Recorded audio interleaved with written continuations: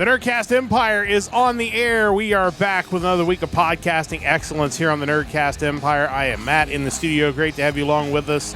We are back for the music of October the 24th this week. And it was a heavy week in music. We've got a couple of heavy weeks in music coming up here on the podcast, as it definitely looks like everybody is rushing to get their albums out before the end of October. So a lot of good stuff this week. We're going to be bringing it to you on the podcast. Of course, we'll have news headlines, including something I would probably term a philosophical debate that we can get into a little bit during the second news item we're going to talk about. Of course, we'll have classic albums in the vault, and of course, our question of the week in the Power Trio. Joining me in studio, as always, is Mike. Mike, how's it going? It's going. A lot of music between this week and what will be next week. A lot to go through. The good news is that when there is that much music, there's also ultimately a lot of really good music. So definitely had some good listening this week, even if it was a lot. Yeah, there was definitely a lot of good stuff. And of course, as I always say each and every week, make sure that when I post the playlist in the channel that you go check it out, because Mike puts a lot of work into putting that playlist together each week, and you'll be able to see that there is a lot of really good stuff. And a lot of it is stuff that we like, but I would presume if you're a fan of other types of music, there was also a lot of that stuff out there too. So I, of course, have pinned the link to our Discord in each of the chats. Please join our Discord. We talk about our schedule in there. We take solicitations for question of the week, all kinds of good stuff. So make sure you check us out on Discord to follow along with the Nerdcast Empire. And again, I'll be posting the playlist a little bit later on, as well. Was a really good week in music. We'll get to that in our second segment. But of course, we start things off with news headlines each week. And, I think the question we have pondered as we have talked about this news story, we still really don't have a definitive answer, but I think this story and headline will give you an idea of kind of what we're looking at. Blabbermouth ran a story based on a new interview in UK's Kerrang! Magazine with Dave Mustaine. Of course, they are starting, and Megadeth is starting their farewell tour coming up in 2026. And Dave says in the interview, we easily could be talking about touring for another 3 to 5 years. He turned 70 in 2031, so will he be able to stretch out that farewell tour? Again, some bands never actually follow through with a farewell tour anyway. It's farewell. They just keep going. Some do, and we have had some that have just been like, nope, no more. I mean, even Rush is going back out on tour after it looked like they were definitely never going to tour again. So, on the one hand, it would be hard to blame somebody for, wanting to stretch out that thing when there's a finality or could be a finality on the other side of it. And on the other hand, it's the music industry. It's kind of like professional wrestling. Goodbye is never really goodbye. It's just, see you later. But again, not a huge surprise. This is going to, and I'm sure, as you'll mention, because Megadeth obviously is popular around the world, it's going to take at least a year or two to get to all the places they want to get to, even if they only hit them once. Yeah, absolutely. And when they first announced the farewell tour a month or so ago, they kind of alluded to the idea that it wasn't just going to be like one thing and we're done. Like it was going to last a while. So to hear him say 3 to 5 years, not really surprising. He does mention in the article that, being someone who's overcome addiction in his life, he beat throat cancer. He doesn't see himself being one of those guys playing into his 80s. So when he sees 2031, I'm turning 70, I think for him, it's probably a lot of like, how long will I feel good doing this leading up to 70? And maybe that might dictate how long this lasts. Well, and I think that's a really good point. And I think as he gets out on tour, he may not even be sure himself what he's going to feel like after a year or two of doing this nonstop. Because if this is their last album, which it appears to be, there's not going to be a need to, we got to come off this tour and get back in the studio and record another album. So you basically can just tour it to death. So it does become a case where it's just like, okay, we're going to keep touring as long as people keep buying tickets, as long as people keep showing up. We're going to keep doing this as long as we feel healthy enough to do it. And more power to them. I think that's a good thing as long as the performances are still good. And I've yet to see a bad Megadeth performance. Yeah. It's always a good time, regardless of who's in the band. And I think, the one thing I think as someone who's, a fan, but maybe not a super fan of the group, the one thing I would love to see over the next 3 to 5 years is if there are any other members who have had a falling out with Dave, if they could somehow, even if it's just for a handful of shows, work their way into some guest spots, just to kind of tie it all together, and really just not even for the fans, just for their own personal well-being, just to have no hard feelings and everybody just kind of bring this thing to a close in a positive way. Now, whether that happens or not, I have no idea. Yeah, you feel a lot of that is on Dave at this point, and I think there are people that he has played with in the past that he has varying levels of respect for. Yeah. I think seeing him play with Marty several times over the past couple of years kind of shows you how he feels about him.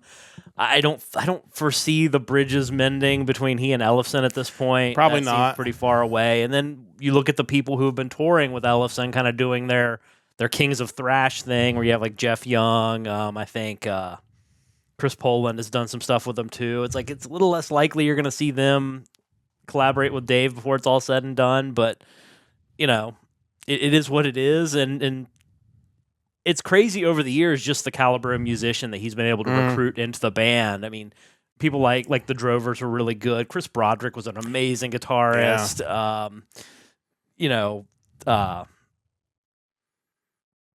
Any number. I mean, there has been no shortage of great guitarists in the band. And why not? I mean, the chance to play with Dave, the chance to say you remember a Megadeth is a pull that's a little bit too strong, especially for guys that maybe this will have been and maybe has continued to be the biggest thing they've ever done in their career. So, yeah, it's been a revolving lineup over the years. I think I would be shocked if Marty Friedman doesn't drop back in for a few shows, especially when and if they go to Japan. I'm sure they will probably do a few dates in Japan on the final tour, and I would imagine Marty will be there. But again, just pound for pound, the amount of talent that can say they were a member of Megadeth, there aren't too many bands in the history of music that can really compare to that. Kiko being another guitarist. Yeah, Kiko Loureiro. Yeah. Phenomenal. Great work with Angra as well.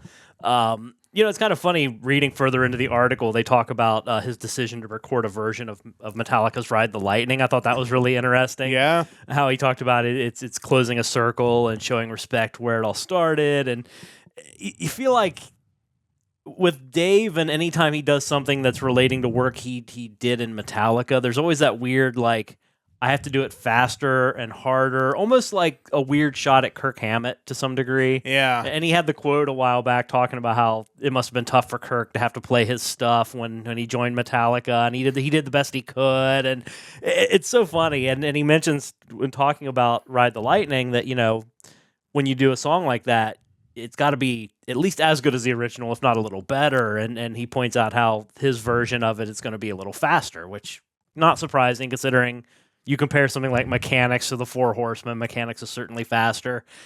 I'm anxious to hear it just because it's a great song, first off. Sure. But I'm curious to hear what kind of weird, because I'm sure the solos are going to be more ridiculous by intent, just to say, hey, here's what I would have done if I got to play the solos here. I'm sure it's going to be great, but I'm excited to hear it.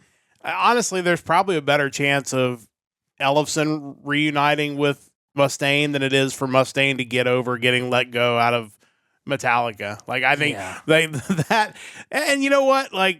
We talk about it all the time with pro athletes playing with a chip on their shoulder. It's that whole thing where it's like, they just, their whole career, they were picked in the third round or they were cut by their, first team. So you see it in sports all the time. So, why shouldn't it be a thing in music as well? And it feels like Dave made a whole career out of playing with that chip on his shoulder. And again, has had tremendous success because of it. So who am I to say it's wrong? Yeah, I think it all worked out for the best. And honestly, even if it hadn't happened then, I just don't think when you hear some of the stories about how James kind of treated band members and how he kind of lorded over Metallica, I don't think those two would have been able to work together long term.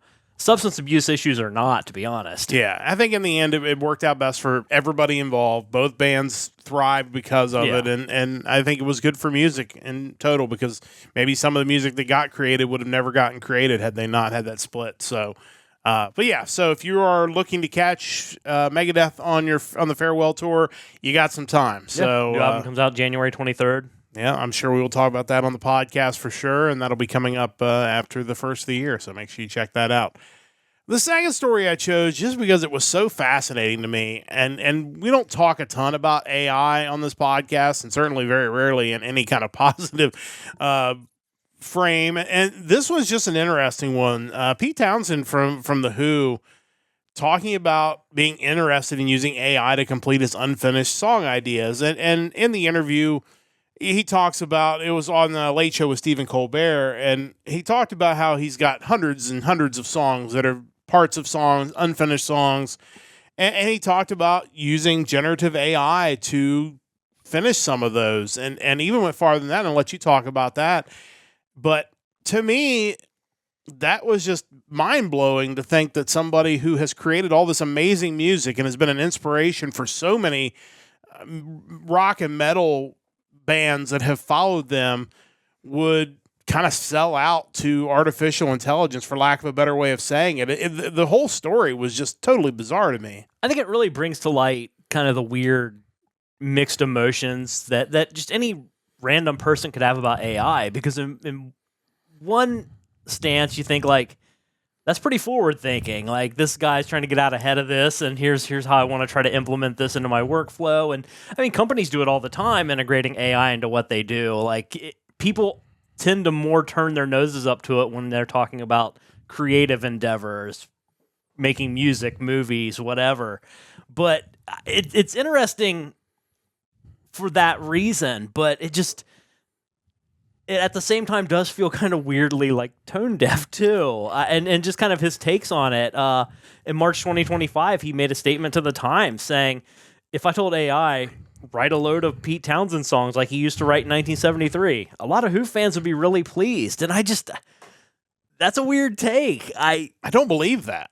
Yeah, first off, what is AI pulling from? I mean, is it only pulling from what it thinks Pete Townsend would do in 1973, or are there similar artists of that era that it would be kind of pilfering from as well to come up with what the ultimate product's going to be? It's interesting. And then a couple years before that, in November 2023, he told the Broken Record podcast, I think it'll help in all kinds of ways that'll surprise us when they happen, just like the internet has. And of course, the internet has very, very dark side, but with respect to AI, I'm hopeful.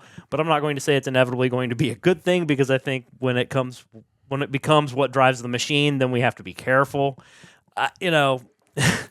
On the one hand, he sounds, when you hear quotes like that, he's clearly a dude that is trying to think out, find a positive, try to be philosophical almost about the rise in technology. And, for a guy of his age, he has seen just multiple lifetimes worth of technology appear.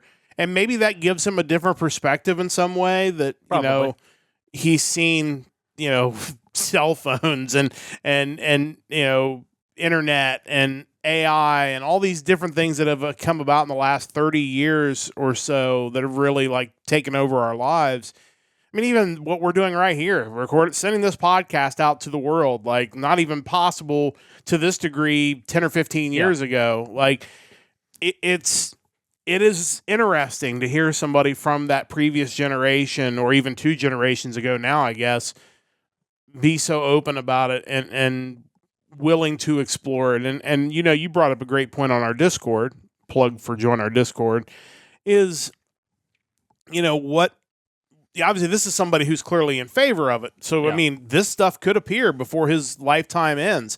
But what happens when a lot of these current artists pass away? When, obviously estates would have some say in that, but estates rights for records, they get sold all the time. We've talked about several cases.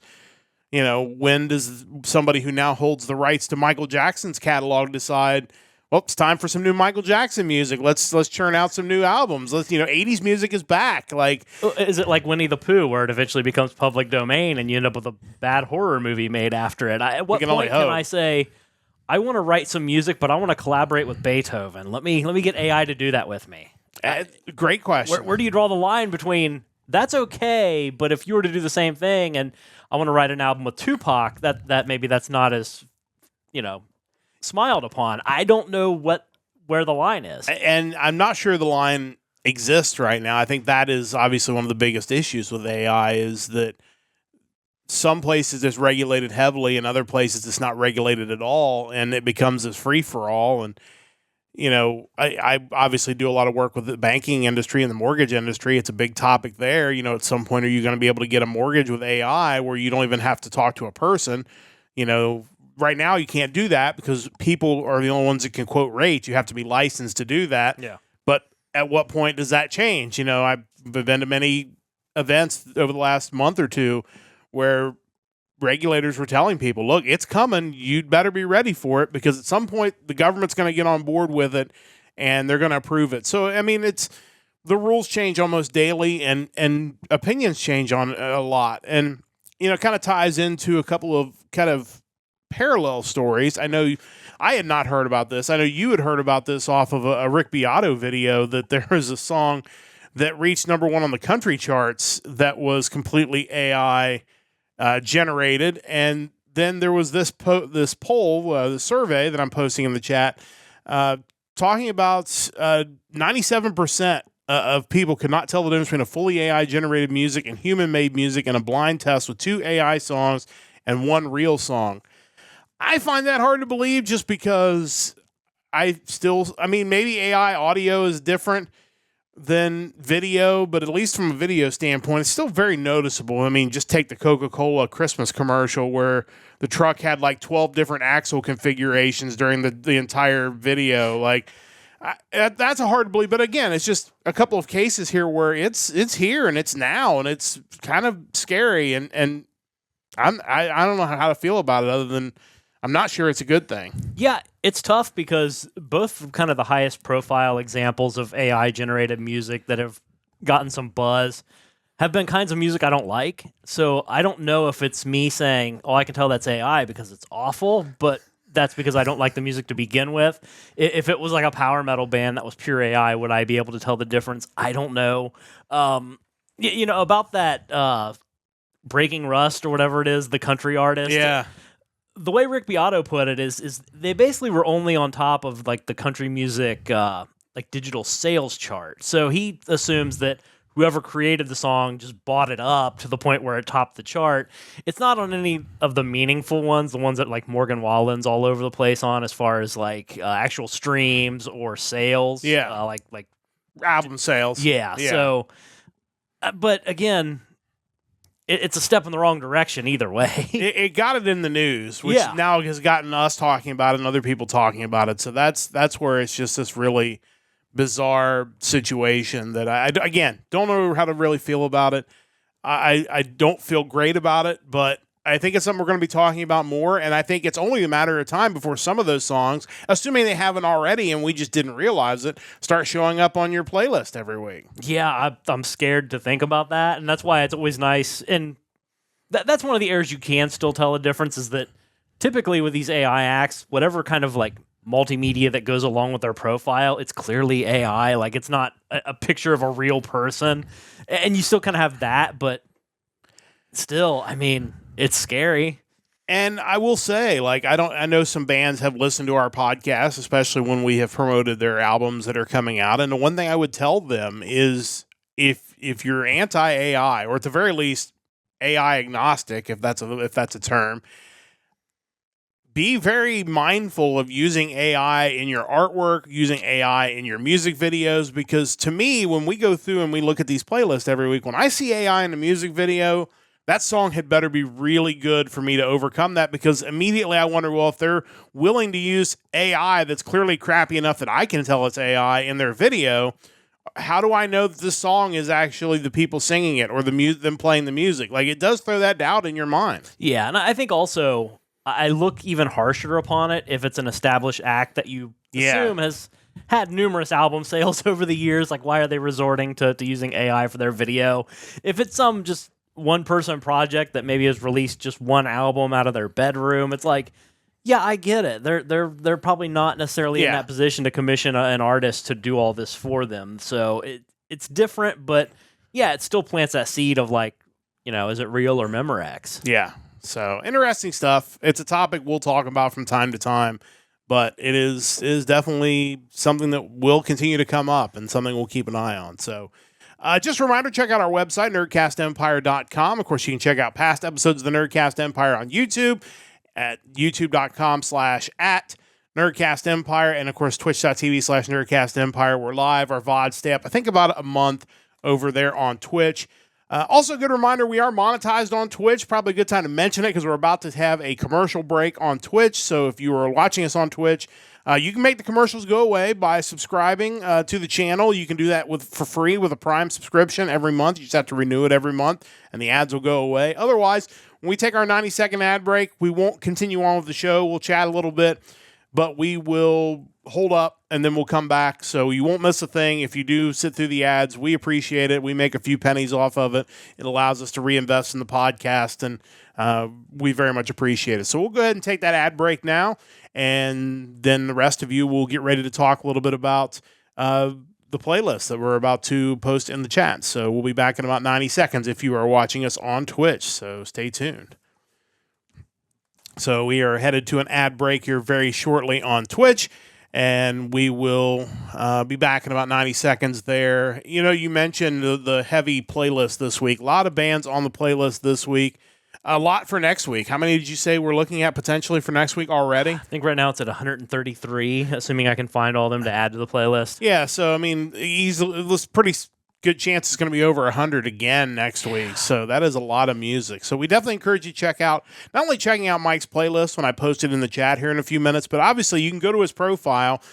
He's got playlists from pretty much every week that we have done this since we started doing this. This is episode 91 of the Hard Rock Empire. He's also got a lot of really good stuff on the anime side. If you're looking for some best of lists of seasonal and yearly anime opening themes, definitely worth checking out there. Eventually, we'd like to get back to doing some anime podcasts to kind of spotlight that as well. But yeah, there's a lot of really good stuff on your channel. Hopefully people will check that out because you put a lot of work into just the compiling, let alone the anime stuff. I need to upload some stuff sometime soon. I got some things finished. I just haven't put them on the channel yet. So look forward to that. Yeah, go subscribe to Mike's YouTube channel. And, of course, not only will you get to see all the anime stuff, but you'll see when his new playlists come up. You can get a notification when a new playlist pops up, and you can check out the music before everybody else does. So make sure you do that, checking out Mike's YouTube page.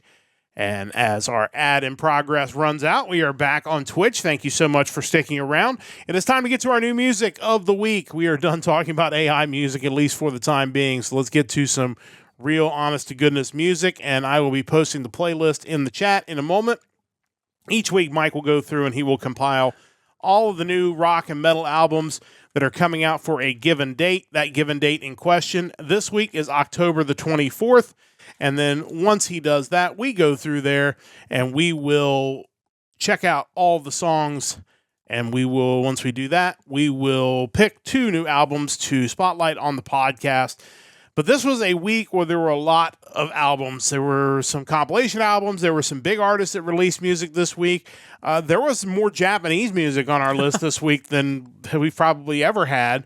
But before we get to the stuff we picked this week, Mike, what are some of the other things kind of to spotlight on this week's playlist? Yeah, I hope that's a trend as far as Japanese bands appearing on the playlist. Yeah. I've been wanting to find some sort of resource to pull from for them, but they apparently popped up on my normal websites this week, so sweet. As far as new stuff this week from some of the bigger acts, we have the newest one from Cold Rain, Optimize EP, great Japanese metal band. Tremendous anime opening for the Anime Rainbow, one of my favorite opens of all time. And noteworthy, if you're looking to get into some Japanese metal and rock bands, that's a good one to start with. All their songs are in English. Yeah. So the lead singer is fluent in both English and Japanese. So if you're looking for a way in the door, Cold Rain's a great choice. Yeah, absolutely. Legendary metal singer from Germany, Doro Pesch, has her new album out, Warriors of the Sea. She's been around forever. Definitely classic stuff there. Wolfgang von Halen, his band Mammoth, released their new album, The End. Obviously, Eddie Van Halen's son. Track on the playlist was really good. The video was ridiculous. It was. It was really well put together. Yeah, the weird Michael Jackson quote attributed to himself, like Michael Scott did. I mean, that's fantastic. Yeah. Also, Ronnie Romero singer known for his time in Rainbow, MSG, Sunstorm. He's been talked about numerous times on the podcast. His newest album, Backbone, came out. Solid album, once again from Ronnie Romero. Then as far as compilations and re-releases go, we do have the second volume of the 20 Years of Five Finger Death Punch that was released. Apparently these are like re-recorded versions of some of their songs over the years. If you're a fan of theirs, that's probably kind of cool. Serge Tankian released covers, collaborations, and collages. Vocalist from System of a Down. I'm sure that's pretty interesting stuff. I didn't see any like covers that jumped out at me on it, but still probably pretty cool. We got a re-release, 30th anniversary. Is that right? Yeah. Of Smashing Pumpkins' Melancholy and the Infinite Sadness. Yeah. They released like a 4 LP, like super box of that. I still need to go back and listen to the whole thing because like I mentioned before, I like the hits, but only a few other tracks beyond that really resonated with me back in the mid-90s. But still, Billy Corgan, wrestling promoter, also hard rock singer in his free time. Good stuff there.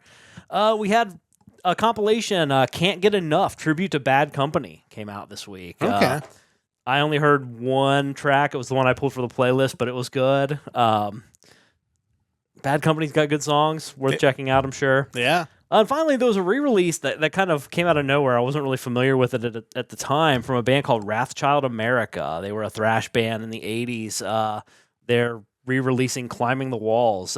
Interesting thing about that album and that band is that former member of Godsmack was in that band. And I always kind of thought Godsmack had been around a while, but this dude, Shannon Larkin, he had been in Wrathchild America since like 1978.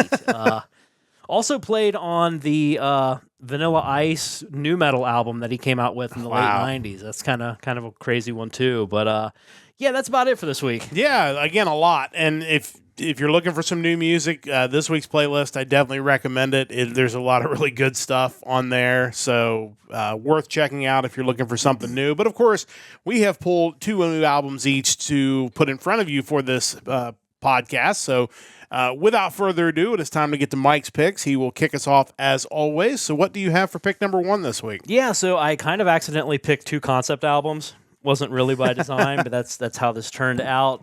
The first of which is the 5th studio album from a German-American metal band. They are Them, and the album is Psychedelic Enigma.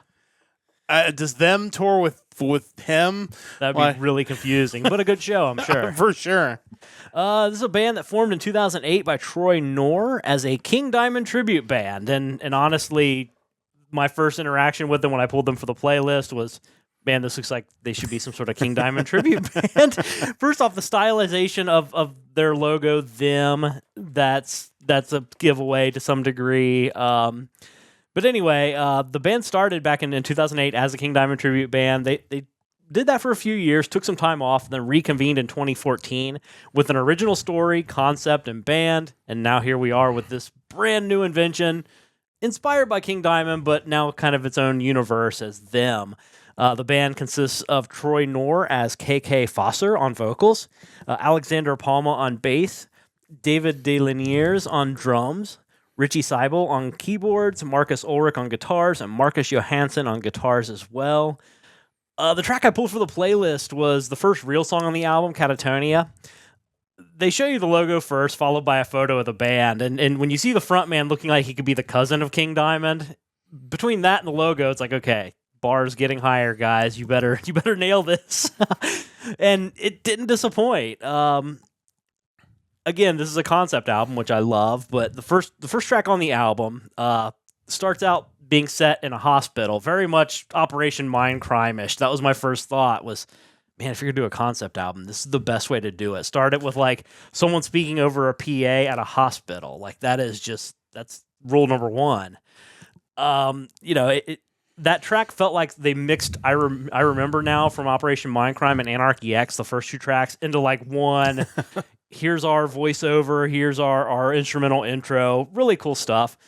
The music's pretty thrashy at times, but Knorr's vocals really aren't your typical thrash metal vocals. There are times where you can kind of hear the King Diamond influence in his voice, but he doesn't sound like he's trying to be King Diamond. Like he has his own style, which is important because it's not going to work if you're just doing King Diamond.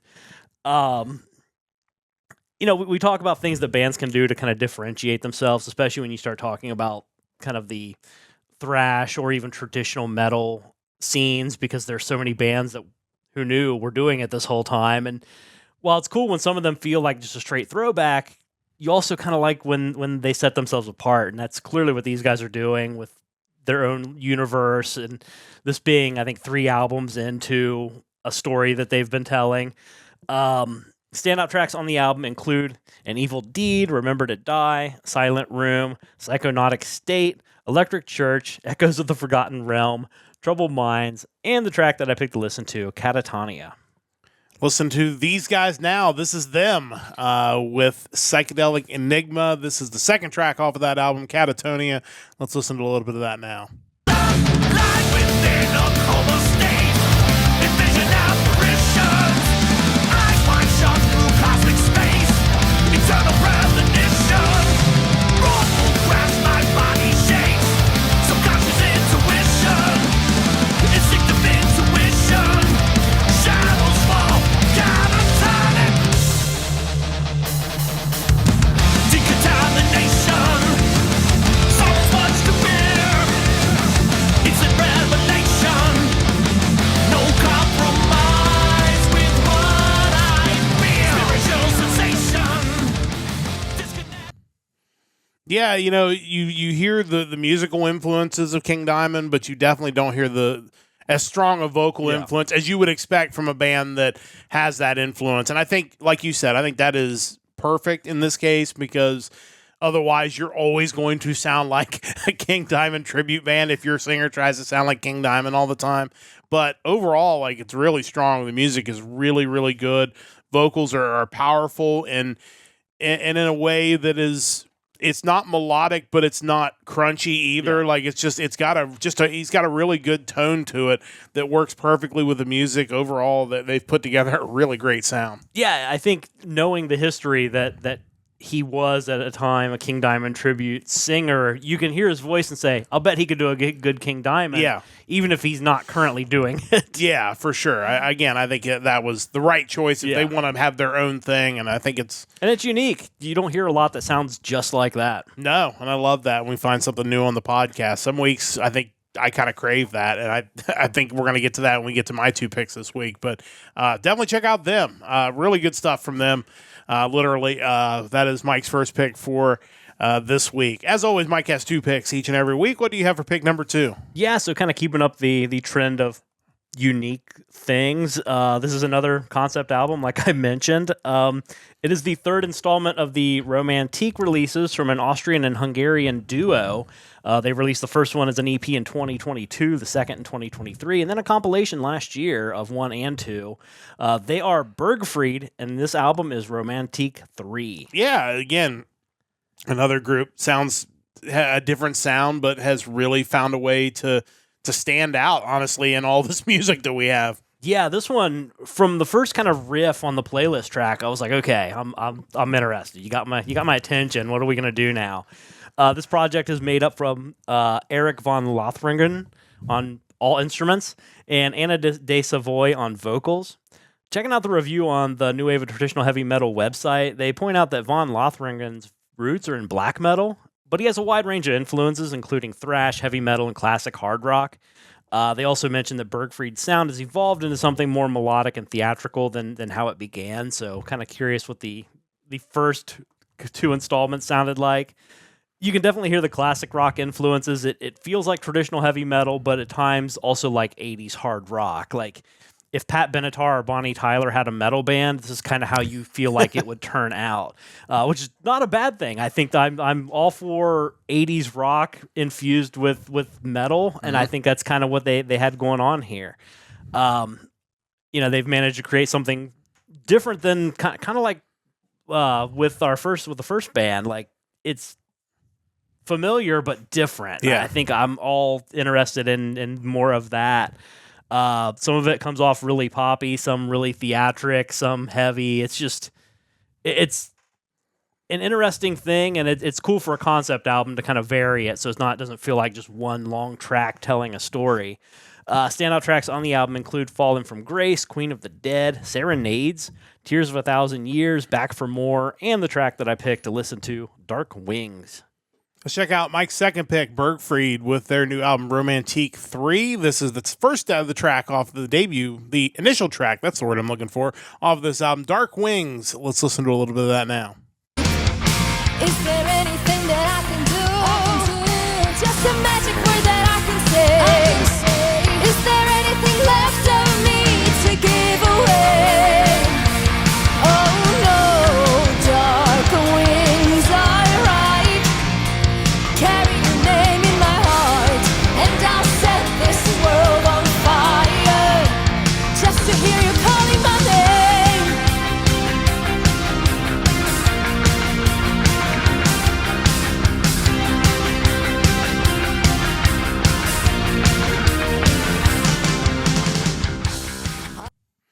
Yeah, there's definitely an 80s vibe to that for sure. Like, and we get a lot of bands over the weeks that have that 80s sound to it, but these guys have found a way to do it a little bit differently than some of those other ones.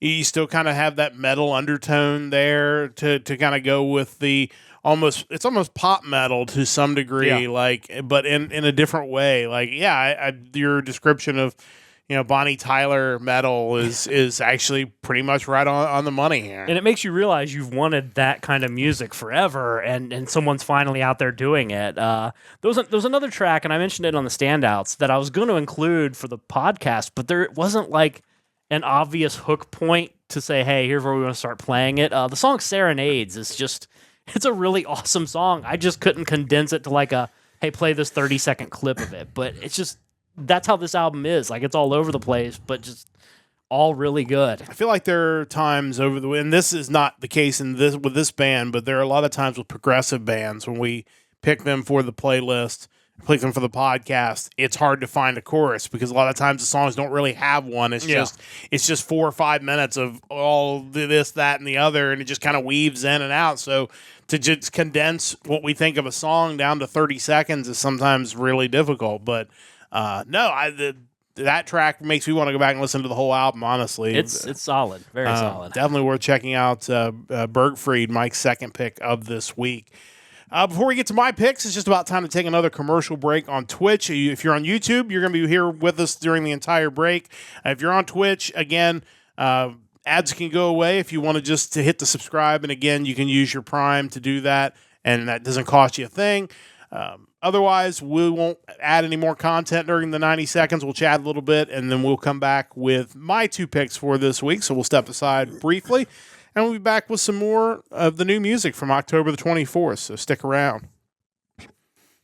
As we get ready to run to a commercial break on Twitch, we'll chat a little bit about, both of your picks this week really felt like they took heavy influence from an era of the 80s and 90s, but did it in a way that didn't feel like they were ripping another band off or they were doing something that sounded dated in any way. And to me, like, as we go through this podcast for now 91 weeks, those are the ones that really seem to stand out, where it's something that they have somehow transformed, but has just enough of that thing that influenced them to kind of make you feel like you're back in that era. Yeah, neither one was that band that when I heard them, I thought, I can always pick this because it's the safety pick. Like, neither one really felt that way. And sometimes, especially with some of the thrash bands or the traditional metal bands, like, they're going to be a solid pick, so you maybe shy away from picking something a little more outside of your comfort zone and just settle on one of those, which they're really good, and it's not a big deal, but there's kind of that decision you make. And with these, it was like, they aren't that. They're I like them, but they aren't the easy pick necessarily, but they're both really great albums. Yeah, for sure. Definitely worth checking both of them out. And that kind of gets to my picks. We'll be doing it here as soon as this break is over, because with all the melodic rock that was on the playlist this week, and I didn't pick any of it, telling that there was some really good stuff outside of that to talk about. Welcome back. If you're watching on Twitch, another episode of the Hard Rock Empire rolls on with my 2 picks for this week. And as I just mentioned during the break, a lot of melodic rock this week. Frontiers had 3 album releases. We've already mentioned Ronnie Romero's. But I steered away from all of it, as it turned out, just mainly because there was a lot of it was really good, but nothing really like stood out as being amazing. So I ended up finding a couple bands that did kind of stand out. So we're going to start out with a metal quartet from New Orleans, Louisiana. This is Under Black Sky with Bad Blood, Chapter 1. It's going to be kind of a dark omen for my two picks. We have Under Black Sky, and in a moment we'll talk about Bad Rain. So it's like Ohio in November, I guess, where it's just so cloudy. These guys, Under Black Sky, formed in 2023. This is their debut album. These are guys that wear masks, so who they really are, nobody knows, but they do have identities that they go under. The vocalist is, I believe it is Crisis, spelled with a K. Guitarist is Onyx. Bassist is Jax with 2 X's. And drummer is Beast. Their website has a great description. It kind of tells you that clearly there's some pretty dark vibes they're going for with this. So I'll just read this off of their website because I'm not sure I can say things that are going to make it any more descriptive. They're not a band, but a reckoning. Their debut transmission, Bad Blood, is more than an album. It's the first chapter of an awakening. Each track unlocks another sigil in the codex. Another fragment of the truth long buried. As their presence spreads, so too does the influence of the order beneath. And it says, those who hear the message begin to change. Reality glitches, symbols surface in the dreams. Crimson keys appear. Shattered glass reveals hidden figures. A storm begins to churn within them, not of fear, but of defiance. And then they know they are not alone. The purge has begun. Under Black Sky is leading the charge. So yeah, clearly some creativity in their backstory and their look. But, you can do all that stuff. If the music isn't any good, it isn't going to make any difference. Thankfully, the album is really good. They've got a great alternative hard rock sound. There are some kind of modern rock sensibilities there, but I definitely got some like alternative vibes as well. And again, being their first album, really kind of excited to see where these guys go, but it feels like they're off to a really good start here with their first album. And any band that goes to the lengths to create a story and identities, like, I kind of want to see how it works out for them, but overall, they're off to a good start. Standout tracks include Deep Fake, Burn It Down, Drown, and the song we're going to listen to on the podcast is Pull Through. So this is Under Black Sky with their debut album, Bad Blood, Chapter 1. This is the 6th track off of this album, Pull Through. Let's listen to a little bit of that now.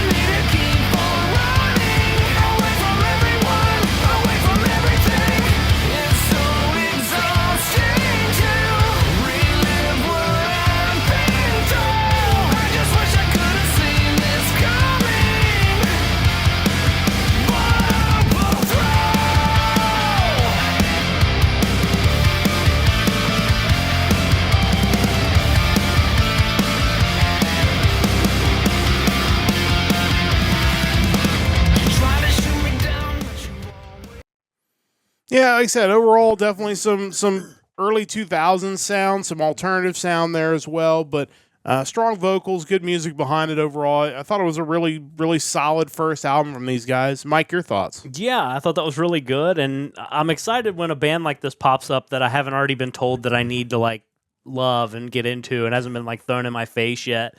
I think that's encouraging because I feel like masked bands lately have kind of become a thing for better or worse, and no, kind of going back to like my two picks. I think anytime you can have a lore and a story that you're telling, that's always a good start, and this sounded really good. Yeah, so definitely interested to see where these guys go from here.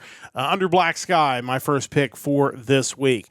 As always, I have two picks, and we have a bluesy rock metal band. I'm a sucker for good bluesy rock or metal. So these guys definitely caught my attention. These guys are from Munich, Germany, founded in 2023. This is Bad Rain with their new album, Louder Than Words. This is a band that was formed from a couple of other bands that kind of split apart. It was originally conceived as a solo project by drummer, songwriter Viet Schlembach. And since then, he has added in musicians from many different countries. trying to find everybody's names was a bit of a challenge on their website. I would love to see them set up a page that just has picture, name underneath. But we got almost all of them. The vocalist is Zoran Misic from Croatia. Their bassist's name is Chris. He was in the band with Viet, but I couldn't find his last name. And the guitarist, Adnan Basic and Daniel Davis. So a lot of different influences being pulled together. Their goal, the things they state on their website, is trying to take the spirit of 80s rock in a modern fashion. You definitely hear the metal influences, but also the blues influences as well, which when done well, I think works really well. They even kind of mention on their website, the idea of throwing in some grunge into that as well. I hear a little bit of that in this album. This is kind of one of those taking a different era rock and putting it into modern metal, and they've done a good job of that. They kind of feel like it's metal for anyone from grunge fans to modern fans, and I think they've put together an album that really comes across that way. And again, it's another group that's really just getting started. Really kind of interested to see where they go from here. But their first album, they did a really good job. So looking forward to watching them continue to grow and start to tour a little more and do some more cool things. Standout tracks include Room to Breathe, Louder Than Words, Chasing the Stun, and the track we're going to listen to on the podcast is High and Above. This is Bad Rain with their new album, their first album, Louder Than Words. This is the opening track off of this album, High and Above. Let's listen to a little bit of that now. I'm not your bone, I'm not your prize. You keep me down with all your lies. You push me hard, you push too far. I'm walking away with all my scars. This game you play, it's over now. I'm done with you, I'm taking my vow. You thought you had your final say, but I won't be the one to play.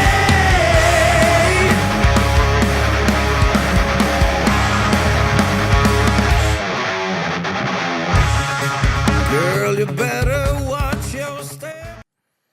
You definitely heard a little more of the bluesy stuff there, and the verse is started up afterward. But it's interesting because it almost sounds like Southern metal, where it's like the guy clearly has like a Southern accent, but he's singing metal because the chorus is very powerful. But you definitely hear those bluesy undertones there. But obviously he's from Germany or from Croatia, the lead singer. So kind of not sure how that works all in there. But overall, really enjoyed this album. It was something different, and every once in a while you just have a week where you're looking for a couple things that are different. And I think that's kind of what I had this week. But Mike, your thoughts on Bad Rain? Yeah, I thought the playlist track for these guys was solid, obviously because I marked it as being such. Yeah, it's kind of interesting when you have someone kind of taking Southern rock as an influence when they're not even from the States. Like, that's our musical export to the world. Like, hey, sing like you're from Alabama. That would be awesome. But no, I mean, this sounds really good. Sounds different. I mean, the actual like riffs leading into the chorus were just not something you hear every day, and I think that's really cool. Yeah, again, I felt like this was a week where really everything we picked was something that maybe wasn't the cookie cutter. It was all really good, but it was stuff that was a little bit more out there, and I think that's always good. Like I said, there's some weeks where I just want to listen to melodic rock, and I'll pick two melodic rock bands, or we'll pick two power metal bands, and we'll go to it. But this week, I think there was some really good stuff that was off the beaten path, and definitely encourage you to check it out. So that is the new music for this week, and it's time to head into the vault, where Mike and I will each give you an album that you need to check out. Mike is kind of bouncing between a couple of different vault picks. Last week, we had a chance to check out one of the bands that's going to be coming to Sonic Temple, and Mike will be continuing to do that as we go forward up until May, when Sonic Temple rolls around again. But he is also taking a trip around the world, which means he is being dragged to all corners of the planet, mostly obscure places where you don't know that rock would even exist. And lo and behold, 2 weeks ago, the last time you had a country-related vault pick, you picked another country to do the next time you were doing that. That next time is now. Where are you, and what do we have out of this country? Yeah, so that last time around, picking a new country didn't quite go as well as I'd hoped. Like you mentioned, I've been to some obscure places and have been able to find, even a place like Laos, I've found a metal band. Vietnam, Uganda. Like, I've managed. Well, 2 weeks ago at my first pool, I ended up with Tanzania, which has nothing on Metal Archives at all. Not a thing. Following that, I selected Guinea, which also has nothing on Metal Archives at all. Third time's the charm. I ended up with Kuwait, which actually they do have some metal in Kuwait. 7 bands to be exact. Oh, man. Yeah. One black metal band, one band just labeled as heavy metal, 4 varying death metal bands, and one listed as just progressive metal. That's the one I went with. They are from Kuwait originally, but the band's from Kuwait originally. Some of the members are not. They ended up relocating, though, to Dubai. My vault pick this week is from a band called Benevolent. It's their first and so far only full-length album from 2014. It is The Covenant. I would have to assume if you were a Middle Eastern metal band or a band of any type and you were looking for a place for financial backing and Dubai is potential, where you set up shop. Dubai is probably a pretty good choice. So that makes a lot of sense that they would have gone to Dubai. But yeah, interesting to hear about this Kuwaiti band. Yeah, so the band was actually formed back in 2007 by 2 Lebanese brothers. Hadi Sariadine on guitars and vocals, and his brother Fadi on vocals. They are rounded out by Muhammad God on guitars, and their live lineup includes Theo on drums. Pretty early in my listen, I discovered that these guys definitely have some death metal in them as well. I would call them maybe progressive melodic death. There are some clean vocals, some growls, and long but interesting arrangements, as you would expect from a progressive band. Looking at both the Prog Archives and the No Clean Singing websites, the album was pretty well received. The reviewer on No Clean Singing even comparing them to bands like Scar Symmetry, Textures, Cynic, Chimera, and Fear Factory. I can definitely hear the Scar Symmetry comparisons in these guys. Vocally, I think the clean vocals for them sound a bit more modern metal than how I perceive Scar Symmetry to be. Just kind of a different style. They're both clean. They both sound good, but I feel like with Benevolent, that clean side sounds more like what I typically hear on our playlist week in and week out from those more modern metal bands. It's just how they sing. It is what it is. Still sounds good. The album's 11 tracks and 1 hour and 3 minutes long. If you like that kind of hybrid metal style with death, prog, some modern sounds, it's probably worth giving a listen to. Standout tracks on it include Asphyxia, The Seeker, Illusion, which that song in particular, something about the vocals just seemed extra proggy to me. So I think if that's what you're into, definitely check that one out. Also Metamorphosis and Ascension. Yeah, one thing, and we'll talk a little bit more about this band in our last commercial timeout, which is coming up shortly, but I honestly was shocked that you were even able to find a band in Kuwait. And so to find a band that kind of has such an eclectic style, it makes you wonder, like, where the music influences come from in a place like Kuwait. And I think you said Lebanese, 2 of the members were from Lebanon. So, just it's interesting to see, like, where they get their music, because you always just assume, and again, crazy to assume in the internet age, but you just wonder like how they get that music in there. Yeah, I would love to find out more about these guys. They have a Bandcamp that has both their full album and their EP on there, so they still have something that they're keeping up, it seems like. But kind of interested to see if they put out any more music in the future. Yeah, there you go. Definitely check out Benevolent, Mike's pick from Kuwait. And I guess, do we want to go ahead and pick a country for 2 weeks from now before we take this commercial break in about 4 minutes? So. Yeah, we could go ahead and do that. Let's pull this thing up over here. And again, next week, Michael will be going back to another band that'll be at Sonic Temple, so make sure you stick around for that. It'll be a good chance to kind of preview some bands. But of course, in 2 weeks, he'll be back on the road, figuratively, to head to some country, and hopefully it's not terrible, and we'll find out.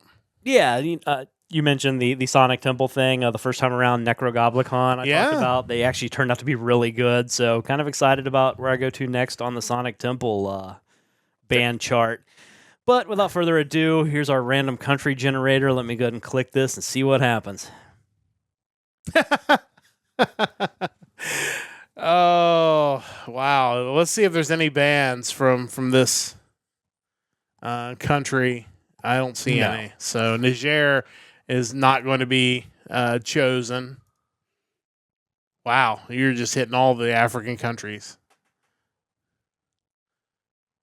Is it under the? I'm not sure. I don't see it under the. I so- don't see it under G. So, no, the Gambia is not. I didn't know it was the Gambia. I didn't either. It must be a new thing. Yeah. So let's try again. Okay. Okay, now I think we're in business now. All right. So yeah, Niger and the Gambia are probably a no-go. They have nothing on Metal Archives, but a country that I'm certain will, New Zealand. Yes. So looking forward to a trip to New Zealand. Sure, there's some good metal acts coming out of. 646 entries, so Should be able to find something Absolutely. really good next week. So, or 2 weeks from now. So make sure you come back for that. We're gonna, if you're on Twitch, we're gonna have one more break for 90 seconds. So make sure you stick around for my pick in the vault, and then of course our Power Trio question of the week. It'll be coming up on the other side of this timeout. And if you're on YouTube, you'll listen to us chat a little bit more while we're waiting for the Twitch people to come back. So make sure you stick around for that. got a horrendous disfigurement. Is that one of the bands in New Zealand? Wow, that is. Indecipherable logo. Is that really their band, or is that just the best that Metal Archives could do? That's a great question. Nope, sure enough, that is their. I think that is. Wow. Holy cow, that is actually. Well, I kind of want to know about this band now. Like, yeah, I don't think I'd be picking that one, Worst but apocalypse ever. Yeah, We're so, Ravenholm. yeah, go look up Indecipherable Logo on Metal Archives if you want to check out what is clearly an indecipherable logo. Extreme progressive metal / grindcore. Okay, there you go. So, yeah, the band you listen to from Kuwait, one thing that's kind of important to note is when you're listening to that kind of music and you're hearing somebody listen to that kind of music from another room over, the only thing you can hear is the harsh vocals. You're not going to hear the clean vocals. So, like, I'm sitting in here and I'm just hearing that, and I'm just like, wow, that is tough. If that was the best choice, but good to hear that there were actually some clean vocals in there as well. Yeah, so. and musically they were really good. So I can't argue. Yeah. So yeah, New Zealand coming up in 2 weeks. Probably won't be Indecipherable Logo, but if you want to go check them out, definitely do that. But otherwise, next week we'll be back to the Sonic Temple lineup, so make sure you tune in for that.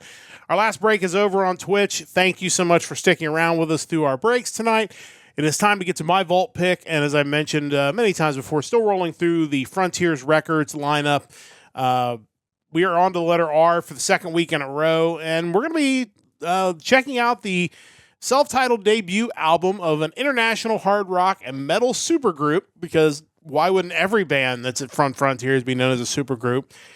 This is Resurrection Kings with the album of the same name. This band features vocalist Chaz West, ex-Bonham, ex-Tribe of Gypsies lead singer, guitar player Craig Goldie of Dio and ex-Jafria, bass player Sean McNabb of Lynch Mob, ex-Dokken, ex-Quiet Riot, ex-Burning Rain, and Vinny Appice, who was with Dio, Black Sabbath, and Heaven and Hell, so the drummer. But, maybe not the biggest names in this supergroup, but overall they put together a really good product. This was released January 29, 2016. Shocked to know that it was produced by Italian multi-instrumentalist Alessandro Del Vecchio, who produces so much of the stuff I find each and every week. There was a single off this album, Who Did You Run To? It was released November 4th, 2015. These guys have only released one other album to date. That was Skygazer back in 2021. Like so many of the Frontiers acts, they're not really listed as inactive, but you also wonder whether they have other things and other groups that they'll may possibly kind of keep their attention. But overall, it's a great sounding album if you're a fan of the throwback to the 80s and 90s style of music. A lot of talent in this group. Vocals are really good. Chaz West is really good. I've heard him on a few different things. But overall, it was really solid. No surprise here. Standout tracks include Distant Prayer, Living Out Loud, Who Did You Run To, and Path of Love. Definitely worth checking these guys out, as so much of the stuff from Frontiers is just, all really, really solid music. Next week, we're going into the letter S, and we're going to check out, or my plan is to check out the debut album from a band that we have talked about on this podcast. The band is Sunstorm, so we'll be checking those guys out to see where their sound started back when they release their first album. So that'll be coming up next week on the podcast. It is time to go to our question of the week. It is time for the Power Trio, the Hard Rock Hat Trick, and just a little explanation of where this idea came from. And there was a story around ESPN, oddly a music story on ESPN, but had to do with the band Fleetwood Mac. And of course, one of their most famous songs, really at the point of their biggest popularity in the late 70s, was the song Tusk, which was written with the USC marching band. It was one of those things that the story kind of talks about. You know, they were in the late 70s, they were as popular as anybody. They could get whatever they wanted, so they had this crazy idea about recording a song with a marching band, because I think it was Mick Fleetwood was staying in a hotel somewhere, and there was a marching band outside of his window, and it was driving him crazy. But people were like following the marching band because it was something exciting. So they thought, well, why don't we, do a song with a marching band? Because if it's popular with the people, why not? So they called USC. Of course, USC didn't answer because they didn't think it was real. They thought they were being pranked by somebody from UCLA potentially with a big rivalry game coming up. Why would Mick Fleetwood be calling USC's music department? But they ended up obviously collaborating. They recorded the song at Dodger Stadium because you obviously can't fit all the band members in a studio. No. But I guess they built a studio in LA also to facilitate the band, and it ended up being a huge success. Obviously, they played the song live in concert, and then just last couple of weeks ago at one of the USC home games, Mick Fleetwood was there playing with the band and playing drums.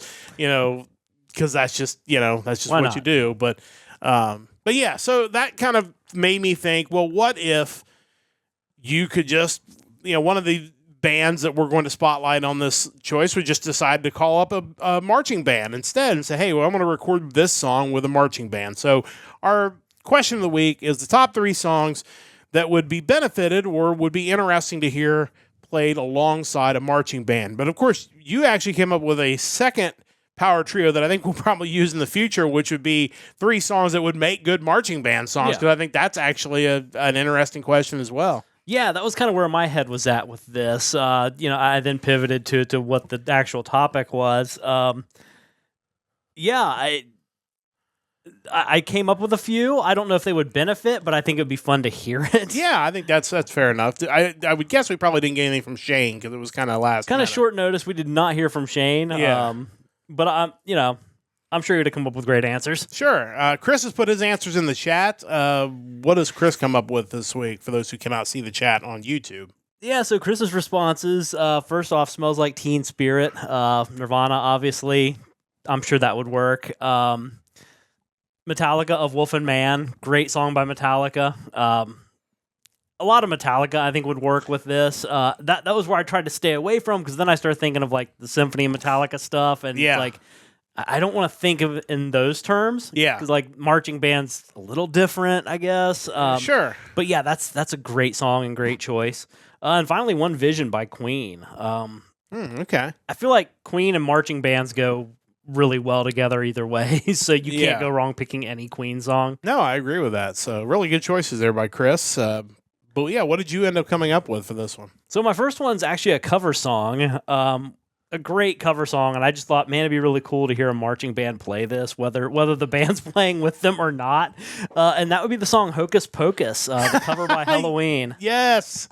Cover of the song by Focus. It originally appeared on 1999's Metal Jukebox. The Focus version came from their 1971 album Focus 2. I just think that would be a tremendous marching band song. Yeah, I would be shocked if there's not some marching band out there playing a version of that song, because they should. That is great. And of course, if you haven't seen the clip, obviously the Halloween version is great, and you should definitely go check that out. But if you have not seen the clip of Hocus Pocus by Focus, I think it was on the Midnight Special, I think is the one that you would see a lot from the 1970s. The whole point of that is like they only had so much time to play this song, so they just kept playing it faster and faster. So the song just speeds up as you go. It was already a ridiculous song to start with yodeling and flute playing, and it's just it may be one of the most amazing songs ever. I can't say it's the best because I think you have to like a certain type of music. Yeah. But as far as like, wow. You have to appreciate it. You have to appreciate it. Go, if you've never seen that video, go to YouTube once we're done with this podcast. Look up Hocus Pocus by Focus and look for the live version from the Midnight Special, and your mind will be blown. But yeah, that needs to happen. I agreed. Number 2, I was just thinking of songs that weren't typical songs with horns, but had them in there anyway. And the one I came up with I thought might be kind of cool, the marching band, would be the song by Gwar, Sadama Go-Go, from their 1994 album, This Toilet Earth. Great song, and just I feel like it could have a really cool marching band vibe added to it with kind of the full band going on. I don't know if it would improve it, but I'd like to hear it. Yeah, that's an interesting choice. But I think anytime you have a song with horns kind of already a feature, I think it's pretty easy to work a band into that too. Yeah, I would think so too. For number 3, kind of in honor of the anniversary of Melancholy and the Infinite Sadness, give me Smashing Pumpkins' Bullet with Butterfly Wings with a marching band. I'm almost certain I've heard that song played by a marching band before, so I think, and 2 of my picks are going to be songs that I'm almost certain I've heard a marching band play. One, I'm definitely certain, but I think, that's a song that absolutely would make sense with a band behind it. I think it's just waiting to become the next big sports anthem. I think if you get Billy Corgan and the guys in there with the marching band, let's make it happen. No, I'd be all for that. So yeah, good choices, all of them. Yeah, the first 2 picks I have are songs that I'm almost certain. The first one, 100% certain that has been played by a marching band. It might have even been one of the first places I heard this song. It's Chicago's 25 or 6 to 4. Like, anything Chicago, obviously, they're already basically a band in and of themselves with all the horns and everything. So I thought that would be an easy one to choose from them. The second one, I picked Land of Confusion by Genesis. Like, that seems like one. It's already kind of a bombastic song anyway, and I could just hear just drums and horns and just the whole sound to it. Yeah, I think that would be really cool as well. The third one, I went off the board for the third one. It comes up every once in a while on my YouTube music. It's Sabaton's The Last Stand. I feel like any music by one of these over-the-top, like, bands that are just playing this, like, war rock or I don't know I don't know what the term is for that, but historical epic power metal. Yeah, I feel like having a band marching along with them playing this just almost seems fitting to some degree. You could choose any Sabaton song. That's just the one that comes up so often. I want to think that they're kind of this generation's band that like 20 years from now, marching bands will be doing whole shows based on their music. Yeah, I could see that. And that Queen, Queen's fine. What about Sabaton? Let's play some Sabaton. But yeah, just something different there. But yeah, there's a lot of music that it feels like it would fit, and it kind of goes back to the whole idea of how much musicianship there is in metal music and rock music that people don't really think about until you start putting a full band with them. Then it kind of makes sense. And you mentioned staying away from Metallica. I also stayed away from Styx for that same reason. Obviously, they did a show with the CYO in Cleveland, so it's kind of, I don't want to say cheating, but it was like I could easily pick something that they did with them. And that's the interesting thing about this category is, to me, it kind of like bridges the gap between what songs do you just want to hear a marching band play and what bands do you want to hear play with a symphony. It's somehow like in the middle of those two. Yeah. So it definitely had me thinking kind of on a different wavelength. But first off, the marching band thing, if your marching band isn't doing some sort of classic rock theme show, you're doing it wrong anyway. Yeah, 100%. Because that's all their music. Yeah. Your parents are most likely our age or within plus or minus 5 years. That's the stuff they want to hear. They don't want to hear show tunes. I'm sorry. Like, you can play your show tunes, like, show when you go to play for state, like when you're trying to impress music people. I just remember our local school's band doing some sort of like Native American themed show, and man, it was awful. I don't know what it was about exactly, but there was a lot of like spoken word parts to it. One of the best shows I've ever seen was the Olympic music show. that our band did when I was a junior in high school with all the Like classic Chariots of Fire or whatever. Yeah, and you know, Summon the Heroes and stuff like that. I can't remember the name of the one song. There was another band song that I just thought of that I remember the Little Miami band used to play all the time. It was that Without Love, Where Would You Be Now? Like, I can't remember the name of the song because it's not Without Love. It's like Yeah.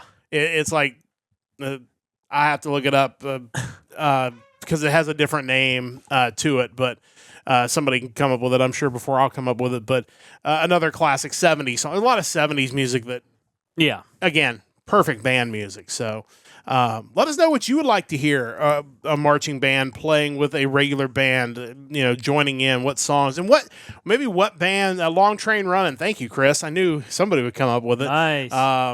That's, you know, I heard first time I ever heard that song was the Little Miami band playing it. And I was like, what is this song? This is so catchy. And of course, their band dances around and all that. And They're ridiculous, but really talented. Yeah. And, you know, it's like, oh, it's the Doobie Brothers. So classic song. But I heard it first in marching band form. And we may have to go back and do that flip question at some point in the future as well. But go into our Discord. It's pinned in both of our chats. Let us know 3 bands, 3 songs you'd like to hear with a marching band. And then, you know, give us some more ideas for more power trio questions in the future, because we're always looking for ideas, because sometimes it's hard to come up with new ones. But let us know in the Discord. Let us know, or chat on the YouTube VOD link as well. You can do that as well to let us know what you would like to hear us answer. But with that said, that is going to wrap things up for this edition of the Hard Rock Empire. Thank you so much for joining us once again. Big thanks to Chris for joining us in the chat and helping jog my memory on that song right at the very end. Big thanks to Mike, as always, for all his hard work on this podcast. Big thanks to you for listening whenever and wherever you will listen to us. A reminder, we'll be back again next Sunday night, 7 o'clock Eastern Time, another episode of the Hard Rock Empire, episode number 92. It will be the music of October 31st. It's Halloween releases. Probably won't be Halloween-themed releases, but it is releases from Halloween coming up next Sunday night, 7 o'clock Eastern Time on the Hard Rock Empire. Until then, that's going to wrap things up for the entire crew. I'm Matt saying so long. Don't forget to join the Empire, the Nerdcast Empire.